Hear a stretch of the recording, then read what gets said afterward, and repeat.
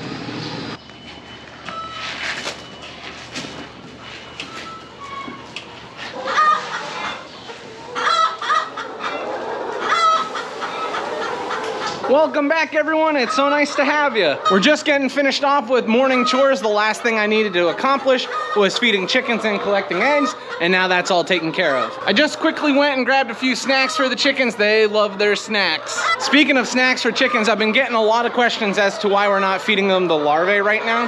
A big reason for that is protein. If chickens have elevated protein in their feed, it creates heat within the animal. And with the super hot temperatures that we had been experiencing in the early part of summer and what we're gonna experience later on in summer, it's not beneficial for the bird. It's gonna slow down egg production and it could even make the animal sick. Eventually, we will start feeding them again, probably closer to fall. But for now, we just find a few weeds here and there. We find some grass that we can give to them. And that is a perfect snack for the chickens. I just saw I've been getting a few questions about that. I've answered it once before, but I just wanted to touch on it again.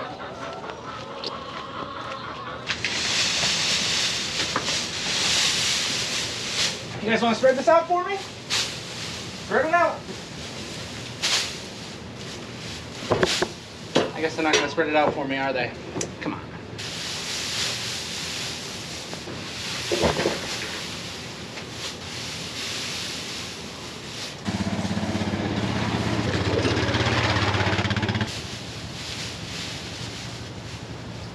Can I come for a ride? Yeah? Where are we going? Good. Where are we going?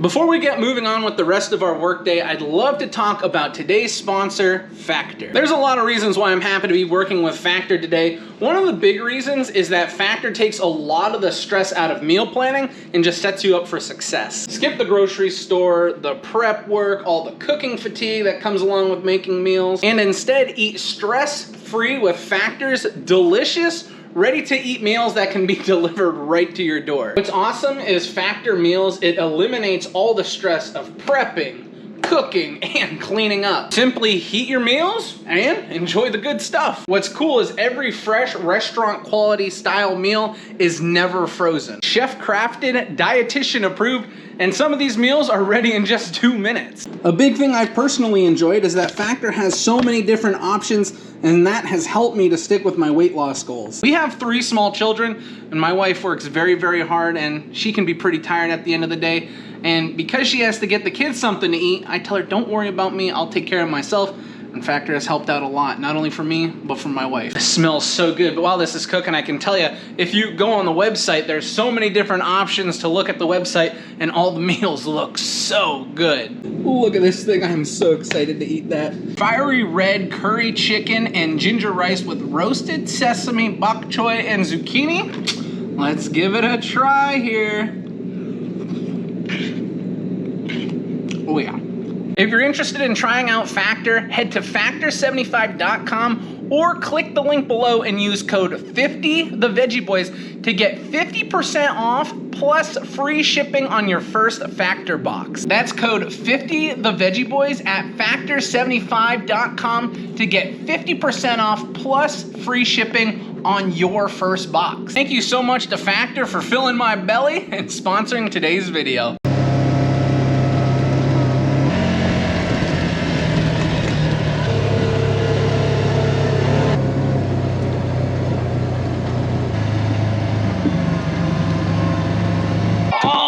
Alrighty, everybody, we've now made it out to the fields. Boy, has there been plenty of growth out here. It's like almost unbelievable. Yesterday evening, we got hit with a crazy thunderstorm that was rolling through the area. In the matter of like 10 or 15 minutes, we got over an inch of rain. Everything was like flooded. Thankfully, the ground was able to absorb a lot of that moisture and we don't have crazy puddles lying all over the place. But during the rainstorm, there was water everywhere. Like, when I mean everywhere, I mean everywhere. But we don't have to worry about the rain right now. We have to worry about the zucchini. Look at it. It's time to get harvesting.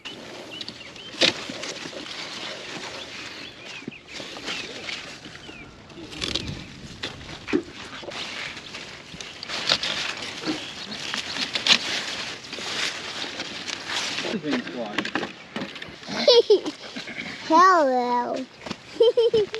Looking pretty good, huh? Yeah, but I love cucumbers. I know you do. You eat a lot of them. I'm farther than you. You're farther than me? I'm just a little. Did you see those bees in the flowers? There is bees on the flowers. Do you know why they're on the flowers? Yeah. They're pollinating. So what a bee has to do, here, come here, I'll show you. It has to go from a male flower, like this one, has to go from a male flower to a female flower. And once that happens, it produces a zucchini. See it growing? Yeah. The baby zucchini, what do you think of that? Pretty cool? There's zucchini. Yeah, is that pretty cool? Is that a big one? Yeah, it's gonna be a big one. I didn't know that. Well, now you do, and that's what it's all about. It's all about learning about picking and harvesting. So the bees are getting the nectar, but while they're doing that, they're also pollinating, taking pollen from the male flower to the female flower, and that's what makes the zucchini. It's like a day of school out here. We're all doing a little bit of learning.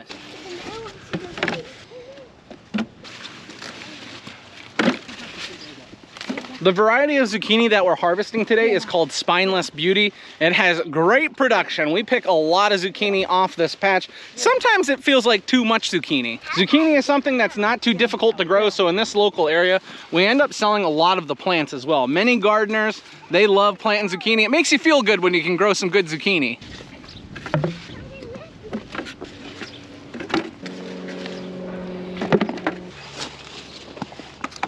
Spaghetti alla Nerano last night. How was that? Pretty good. I think I used too much cheese though. Is that ever a problem?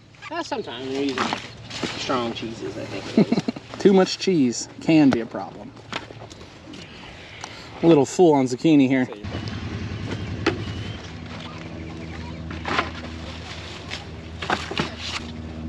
Squeaky vegetables. Basket. Where is it? Basket. Basket? Okay, I'll get it. Camera. Get that camera off. We just got the last of the green zucchini, now all harvested. We do have a few plants of yellow zucchini, so we're gonna grab whatever we can find off of them and then finish off with the yellow squash.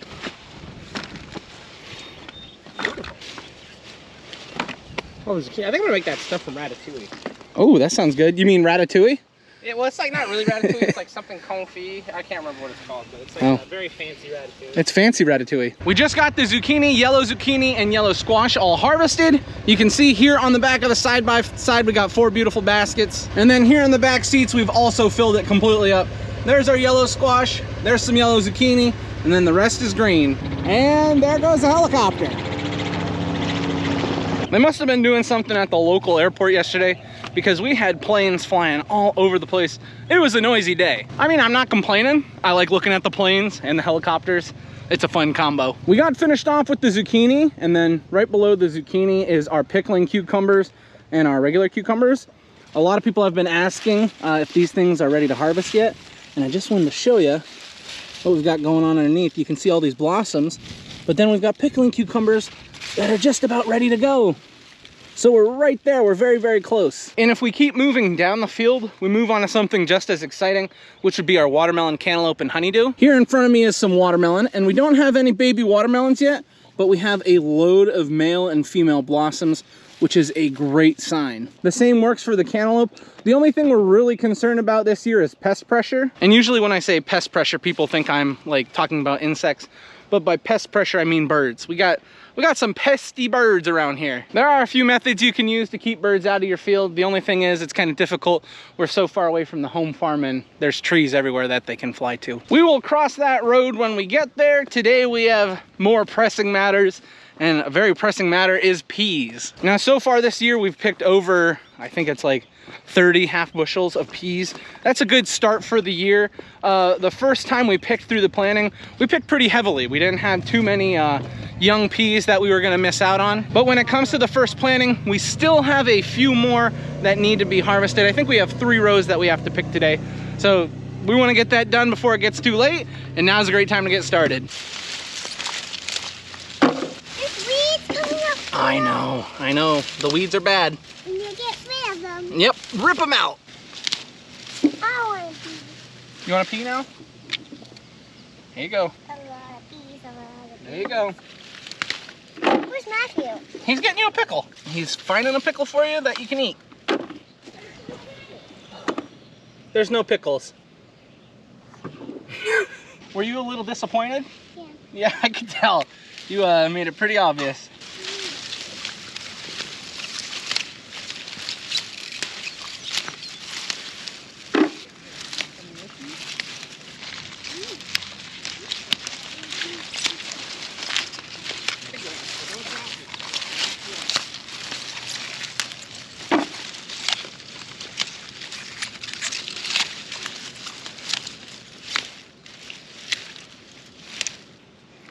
I'm a little shocked compared to the other rows that we had harvested. I'm not finding as many peas as I thought we would. But one of the things I think is giving us issue is on this end, the trees stop the sun hitting from this side until a little later on in the morning. So these plants aren't getting as much sunlight as they would at the other end of the field. Another problem that we might be having is this end of the field, it's a little on the wetter side. So when it's really, really wet, it means there's not as much oxygen in the soil for the plants if it's not draining out correctly. So that will also give you some fits when it comes to growth. I'm not sure if that's the reason. I'm not sure if it's the shade from the trees, quite possibly. My great aunt Bonnie was out here picking. Maybe she was picking in this area. So there could be a bunch of reasons why these peas aren't producing as nice as I thought they were gonna produce. Granted, even though they may not be producing really nice, the plants look nice and fresh, they look healthy. So the younger peas on there, we should be able to come back through and pick them again.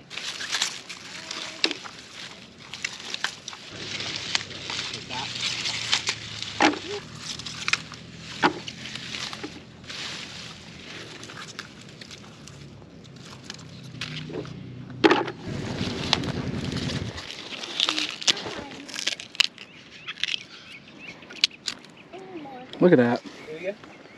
Gorgeous. Oh, these are for me. Can I eat these ones? No. No, I can't eat these? No. You need to. Oh. Papa, I don't have sunburn. That's good. I don't want you to have sunburn. There's quite a difference in these rows that we've been picking as opposed to the ones over there. By this time out in the field, we had like 2 baskets like each. So it's kind of crazy how much less there is being picked. But hey, whatever we can get, we can sell and we can use. And we need to get at least 2 baskets because I know we have 2 baskets ordered.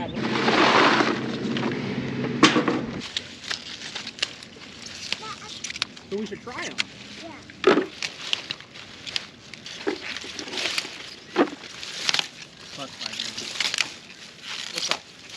When it comes to all the different crops that we raise, very often we'll talk about how peas are like least favorite thing to harvest. There's a few reasons that go into that. One, it's basically the first thing that we'll really start picking for the year. It takes a long time to get this stuff harvested, and usually you're picking it during the hottest time of the day. So those 3 things, as I was growing up, it contributed to me not liking these things, even though they taste great. Now this year it does feel a little bit different. I don't know if it's because I'm getting a little older or what it is, but I haven't minded too much. It's been hot, but today it's not hot at all. The weather has been relatively nice. The peas are nice. When the peas are nice, it makes it so much better for picking. And probably the #1 thing that is making this a little bit better is that as we've gotten older, we can pick a little faster. So we're not out here all day long. That was probably the biggest bummer growing up. Just picking peas all day, it would really wear you out. But now that we're getting better at it, we can move through the fields pretty quick. I still won't say this is my favorite thing to pick. It's gonna stay on the bottom of the list when it comes to harvesting. The one thing that peas will always have going for it is that it doesn't last forever. Our peas will be ready to harvest for about 2 weeks, and then the next planting, then it'll be about 2 weeks of harvesting that planting, and then we're done with peas for the year. One thing we did in the past was in fall, we also did a planting of peas. We would do a spring planting and a fall planting. And after like an entire year of harvesting, being like, oh, it's time to start picking peas again, that would be a little frustrating. So we don't do a fall planting of peas anymore, which I am very, very happy about. But so far this year, I don't have too much complaining to do. It's been pretty nice. Growing up, it was either peas or sour cherries were the worst thing that you could pick. Because with peas, you know, it was just a frustrating job getting that all done. But at least you could eat the peas. Like with the sour cherries, those things were so bitter, and it was much like the peas, you only had a short window where you could actually harvest them, so you really had to work at them. But yeah, I'd probably pick sour cherries because I don't have to be bent over like picking peas. Don't tell Grammy that. She'll make me pick the sour cherries. You don't have to pick them. The birds picked them for us. That means less cherry pie though. Ah, the birds. But over the 5 or 6 years that I've been making videos, I've talked quite a bit about the peas. It's obvious that that's my least favorite. But when it comes to like my favorite thing to harvest, I would have to say whatever is really, really nice on the farm. So if it's a good pepper year, I love harvesting peppers. If it's a good tomato year, I like harvesting tomatoes. But if everything was even, I would probably say tomatoes are my favorite thing to pick. It's a lot of work to pick tomatoes. It's similar to peas in the amount of energy it requires. But it's just enjoyable seeing tomatoes, and I love spaghetti, love sauce, love salsa. Can't wait till the tomatoes are ready.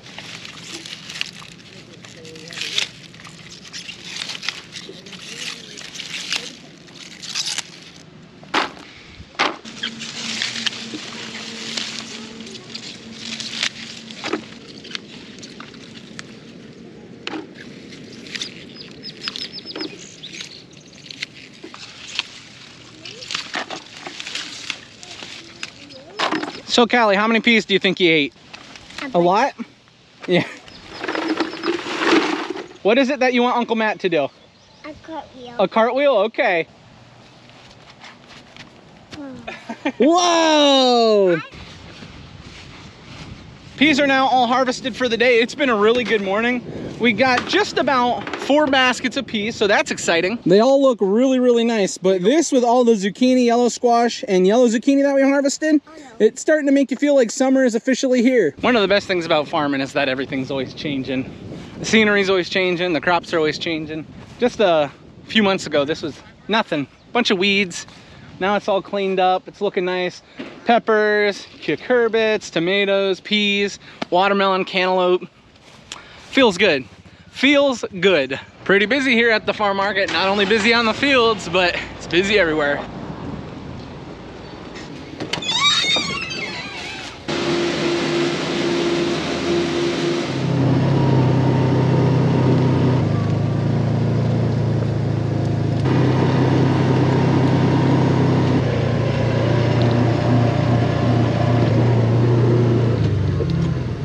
We've now made our way back out to the fields to take care of a job that's not the most exciting one. And in saying it's not the most exciting job, this is kind of like the job that a gardener dreads, but it's very, very important. And that job is getting weeds pulled out of our rows. You can see right here we got some pepper plants that got some weeds growing up by them, and we're gonna go through and get all the weeds pulled out. Some of you may be saying, well, isn't this the whole reason you put down the biomulch, to prevent this from happening? And it prevents a lot of this from happening, but right at the base of the plant where the gap is, you got weeds growing up. So we like to go through and make sure we get these pulled out so we don't run into any problems later on. And yeah, we've got a lot of progress to make, so we're gonna get started.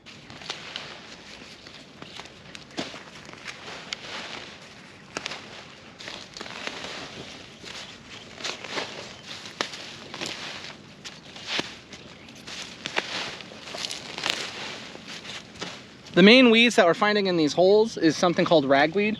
Ragweed grows pretty wild around here, and when it starts to produce its pollen, when it's a little bit older and getting ready to drop seed, it can affect people's allergies pretty bad. But one thing it really does is it takes up a lot of nutrients out of the ground. My brother Matthew, he's pretty allergic to ragweed, so by getting it pulled out before we have spores all over the place, it's only gonna benefit him and the crop in the field.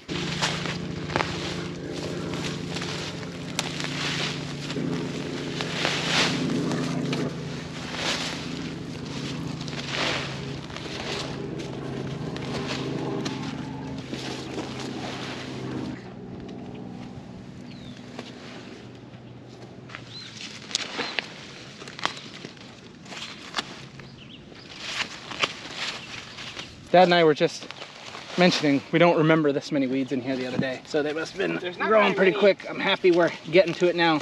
The ragweed's annoying, but the number one thing we want to get out is the morning glory, because the morning glory will wrap around the peppers, and if we don't get it off in time, it'll choke the plant out.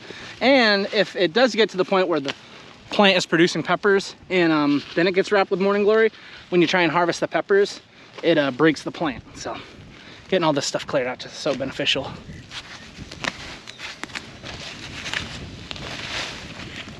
We've been moving through the field actually pretty quickly, and one thing I am shocked about, I didn't notice there was this many weeds. We had already mentioned that, but when we look down the row, there is quite a bit. Well, looking down past these peppers and just driving by, it didn't seem that way, but I'm glad we're taking the time to get this job done.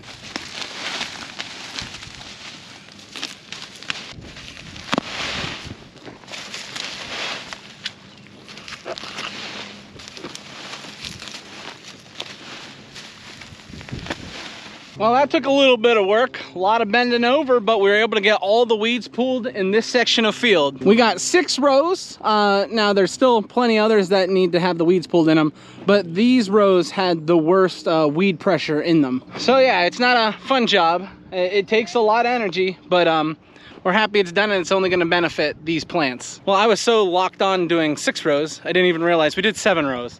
So it's even more weed pulling than I expected. You can see these plants, they look so clean now. Nothing growing around them, and then towards the middle of the field, there's a lot more weeds. You can see them just laying in the row. What a good thing to get done. That makes you feel good. Makes you feel really good. We got some more rows that need the weeds pulled out of them, but that's a job for another day. Yeah, how we feeling, Matt? Woo! How we feeling, Pop-Pop? Woo! Let's do more! No. More! Nope, it's time for lunch. I'm hungry. More!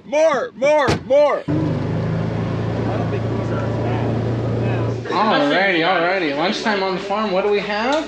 Looks like sloppy joes, and then we got some macaroni salad, fresh watermelon, and cauliflower. What a deal. All finished off with lunch, and boy, was it a good one. I really enjoyed that lunch. Look at this big old tractor over here. This thing is a little big, but I like it. Now I've got an interesting day on the farm. We're actually gonna be closing the farm market early today at 2. Then after that, I don't really know what we've got planned. Maybe we'll put some burgers on the grill, maybe? Now that we're finished off with lunch though, we are working on the cylinder on our forklift. This forklift has been out of commission for a few weeks now, and all because we were getting a cylinder rebuilt. This thing was leaking pretty bad. It wasn't good, but now we've got the new cylinder on. We're getting everything put into place, and we're gonna be able to have our forklift back in working order, which that's been needed. That's been really needed. Don't get me wrong, skid steer loader does an amazing job. This thing is powerful, but there are some things that you just need a forklift for, and lifting things is one of them. You know, skid steer loader, pretty awesome. Forklift, pretty necessary. So I just realized I never ended my video, but if we look outside, you can see got some family and friends over enjoying some meals. Just got done cooking on the Blackstone. We had burgers, we had some corn. It was really good, but it's at this point in the day where I want to go out and hang out with the family, and the babies are running outside. So that means this is where we're gonna end the video. I'd like to thank everyone for watching, and hope to see you next time. Bye-bye.